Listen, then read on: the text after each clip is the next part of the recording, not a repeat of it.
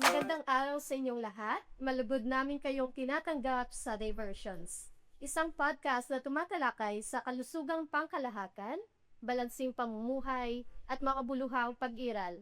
Ano man ang ating bulang o kalagayan sa buhay, ako si Rosel Sela Laksao. At ako naman po si Ryan Trio. Sa ating tampok na kwentuhan, susuriin natin kung paano nagkaiba ang kahulugan ng kalusugang pangkalahatan o tinatawag nating wellness. So, batay sa iba't ibang uri ng pamumuhay, maging ikaw man ay walang asawa, may asawa, nag-iisang magulang o nakatatanda, bawat isa ay may natatanging karanasan at mga pagsubok, pangalagaan sa sariling kapakanan. Totoo nga. Kaya naman mga kasama natin ngayon ang apat na panauhing kumakatawan sa iba't ibang yugto ng buhay. Kilalanin natin sila. Bilang panimula, kilalanin muna natin ang ating mga bisita ngayong araw. So ito po yung mga ating mga babae ng DSWD. So umpisa natin kay Ma'am Mika. Magandang araw po sa lahat. Ako po si Miss Mika. Sa kasalukuyan ay wala po akong asawa at nakatuon sa pagtataguyod ng aking profesyon. Kasabay ng pagsisikap na manatili ng maayos na balanse sa pagitan ng trabaho at pagsariling buhay. Susunod natin kilalanin ang ating ginang Analisa. Ma'am, magandang hapon po sa iyo. Magandang araw, ako si Ana. Bilang may asawa, araw-araw kong ginagawa ang aking tungkulin para mapanatiling masaya at maayos ang aking pamilya. Kasabay nito, inalagaan ko rin ang aking sarili dahil mahalaga sa akin ang kalusugan at kapakanan. At para naman sa ating ikatlong bisita, Magandang araw po sa inyong lahat. Ako po ay si Joy, isang nag-isang magulang. Tama po yan, hindi madali ang sabayang pagpapalaki ng anak at paghanap buhay. Subalit, natutunan ko ang katatagan at wastong pag-aaruga sa aking sarili ang nagbibigay sa akin ng lakas upang magpatuloy. at para naman sa ating huling bisita, Magandang araw po. Ako po ay si Isabel, ang pinakamatanda o senior citizen. Sa ito ng aking buhay, higit kong pinalagaan ang panamatiling malusog, masigla at makasama ang aking mga mahal sa buhay. Maraming salamat, Binibini at mga ginang sa inyong pagpakilala sa inyong mga sarili. So, makikilala pa rin natin sila sa marami nating mga katanungan na isatanong sa kanila. So, partner, yung unang katanungan, umpisahan mo na ngayon. bilang panimula, ano para sa inyo ang kahulugan ng kalusugang pangkalahatan? Para sa akin, bilang isang single, ito ay pagkakaroon ng maayos na balanse sa lahat ng aspeto ng buhay, trabaho, pahinga, mga kinagdiriwang gawain, at patuloy na pagpaunlad ng aking sarili. Inang Analisa. Para sa akin naman, ang tunay na kalusugan ay nasasalamin sa isang masaya, mapayapa at malusog na pamilya. Habang inaalagaan ko rin ang aking pisikal, mental at emosyonal na kalagayan. Maraming salamat, Ma'am Analisa. So, ngayon, Ma'am Joy, ano yung masasabi natin sa tanong namin? Para sa akin, ang kalusugang pangkalahatan ay ang pagkakaroon ng sapat na lakas at tibay upang mapangalagaan ang aking anak nang hindi na rin nalilimutan na alagaan ang aking sarili. Maraming salamat, Ginang Joy, at sa ating Pinakabata. no? na bisita. Bisita. Si Ma'am Isabel. Yes, ito. Para sa akin, ito ay panatiling malusog, may kakayahang gampanan ang pang-araw-araw na gawain, at pagkakaroon ng pusong mapagpasalamat sa bawat biyayang matatanggap. Maraming salamat sa inyong mga tugon, Binibini at Ginang. Tunay na mahalaga ang pag-alaga sa sarili, anuman ang ating katayuan sa buhay. Ngayon, dumako naman tayo sa mga susunod na mga katanungan. Maraming salamat, partner. So, bago tayo tumuloy sa susunod nating mga katanungan. So, alam naman natin, iba yung bilang empleyado ng DSWD, marami tayong mga stress, maraming challenges. So, ang tanong ko po, mga binibini at ginang, paano nyo po na ibabalance yung kalusugan sa may bahay and then kalusugan nyo sa loob ng ating trabaho? Yes, so tatungin natin yung ang pinakamabata daw. Pero sinabi niya kanina, matanda siya. Pero masasabi ko sa iyo, Ma'am Isabel, parang edad mo yung 59. 59 ka pala. So, okay, balik po tayo sa tanong. Ma'am Isabel, anong masasabi niyo sa tanong? Dapat panatilihin na malakas ang pangatawan at ang pagtanggap sa mga pagbabagong kaagibat ng pagtanda. Maraming salamat, Ginang Isabel. At ano namin natin yung tugon ni Ginang Joy? Ma'am, para sa akin, ang pagiging mahusay na pagpamahala ng oras at pananapi habang sinisiguro ang aking kapakanan, sabay na doon yung kapakanan ng aking anak. Thank you, Ginang Joy. So, susunod na sasagot ng ating tanong si Ginang Annalisa. Ma'am, anong masasabi niyo po? Sa akin naman, ang paghahanap ng sapat na panahon upang makapagpahinga at magkapag-ehersisyo sa kabila ng maraming pananagutan sa pamilya at hanap buhay. Maraming salamat, Ginang. At ano naman kaya ang magiging tugon na ni Binibining Micah? Nag-iisang dalaga.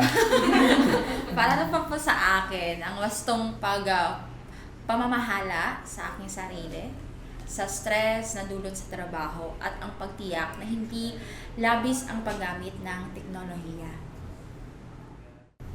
Maraming salamat sa inyong mga kasagutan. Pero masasabi ko lang po siguro na sa answer o sa topiko natin kanina, yung patuloy rin tayo lumaban sa ating kung ano man ang hamon na dumarating sa ating buhay.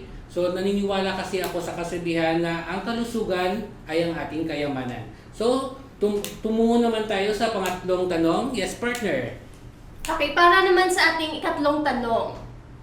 Ano ang mabuting gawi na higit na nakatulong sa inyong kalusugan at pamumuhay? So, sino ba yung, ikaw na lang, Ginang Joy? Magandang katanungan po yan, ma'am.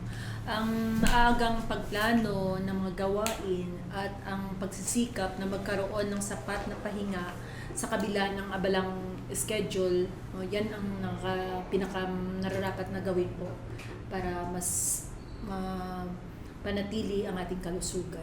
So tama po yun, ma'am. Kailangan talaga natin magkaroon ng time sa sarili. So next po nasasagot si Ma'am Ginang Annalisa. Yes, ma'am. So sa amin naman, ang importanteng gawi sa pamilya is dapat sama-sama sa pagkain at regular na ehersisyo kapag may pagkakataon. Tanong ko lang, Ginang, totoo ba na regular ka na nag-ehersisyo? Oo, kasi may sarili akong coach. Yun yung asawa ko. Sariling ko.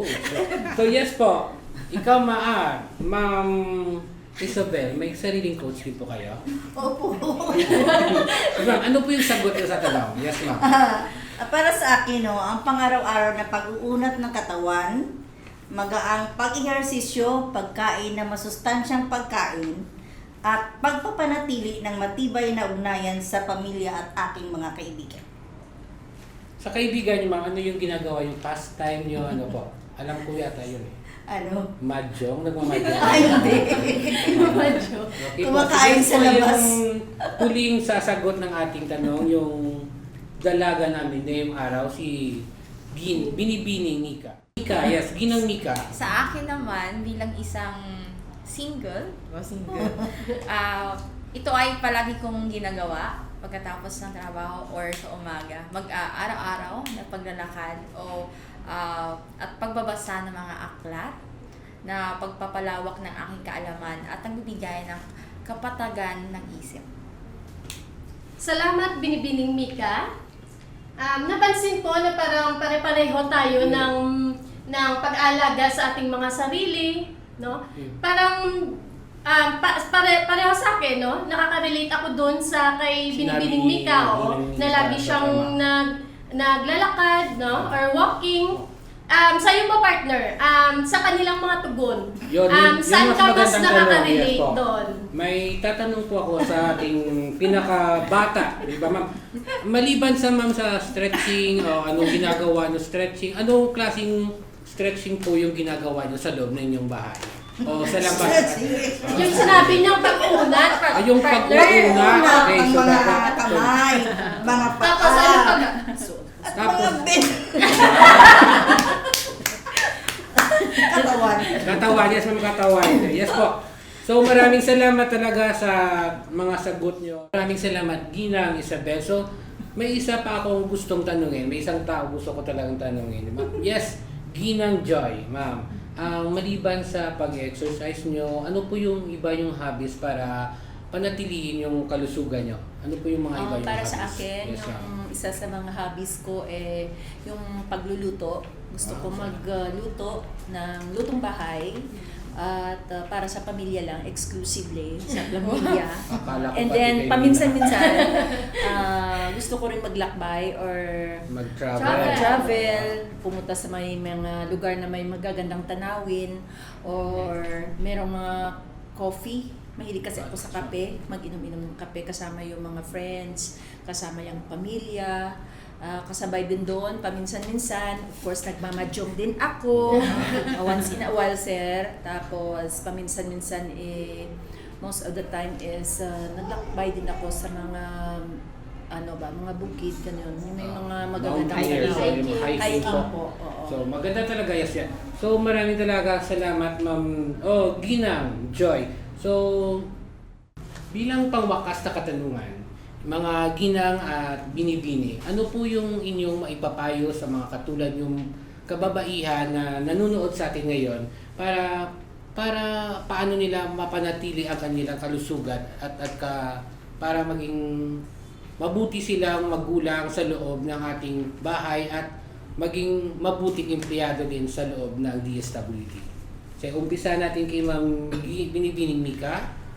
Para po sa akin is wag hayaang ang trabaho ang umubos na iyong oras at lakas. If meron po kayong gustong gawin sa inyong katawan, iba't ibang hobbies, gawin nyo po na may oras pa at lakas at maglaan ng panahon para sa sarili at sa mga taong tunay na mahalaga sa inyong mga buhay. Katulad ng pamilya nyo, friends, and yung mga best friend nyo.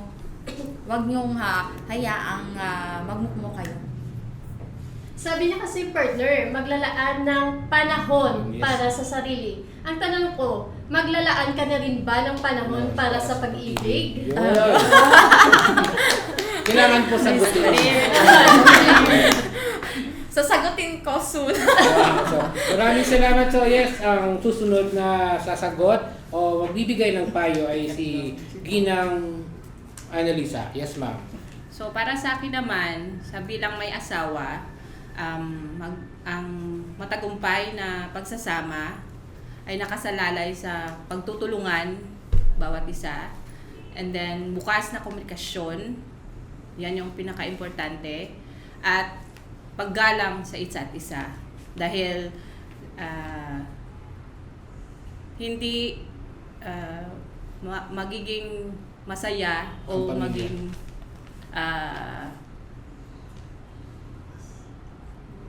buo yung pagsasama if walang respeto sa isa't isa. Respeto At laging talaga. unahin yung kapakanan ng pamilya para at huwag pabayaan yung sarili. Tama po. Yes po. Yes, ma'am. Maraming salamat, Ginang Annalisa. Ano naman kaya magiging tugon ni Ginang Joy? Para sa akin, bilang nag-iisang magulang, tibayan po yung ating loob at alagaan mo rin ang iyong sarili dahil kapag malusog tayo at matatag, mas mabibigyan mo ng pagmamahal at magandang kinabukasan ng iyong anak at mga mahal sa buhay. Maraming salamat, ma'am. Parang iiyak ka na doon, ma'am Joy.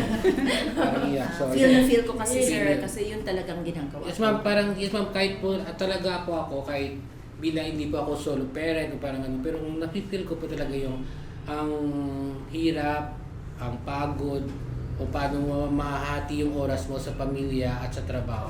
So, Yes. parang iiyak na rin ako. Yung, tama na po ito. So, Maging susunod na malakas po sasagot kayo, sir. po is si Ma'am Ginang Isabel. Yes, ma'am. Okay. Ang mapapayo ko sa mga kapwa ko senior, no? At ang susunod na mga senior pa rin, no? Dapat manatili tayong masigla, patuloy na matuto, hindi lang tayo mag-stop, no? At pahalagaan ang bawat sandaling pinagkaloob kasama ang ating mga mahal sa buhay. Yun lang.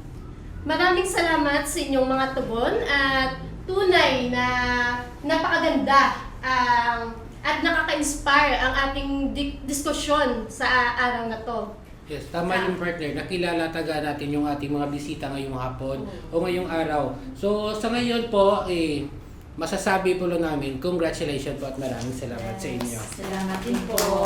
Thank you. Ang ating talakayan ngayon ay nagpapaalala na bagamat magkakaiba ang ating pamumuhay at mga karanasan, iisa ang ating mitihid. Ang mamuhay ng may mabuting kalusugan, balanse at ganap na kagalingan. Maraming salamat sa ating mga bisita. Sa inyong pakikinig, hangad namin ang naging inspirasyon ang ating naging usapan o kwentuhan upang higit ninyong mapahalagaan ang inyong kalusugan at kabuuang kapakanan. Hanggang sa muli, ito ang Diversyon. Mag-ingat Manatiling malusog. at mabuhay ng may layunin. Ako po si Ryan Trio. At ako naman si Rosel Serra Laksao. Maraming salamat.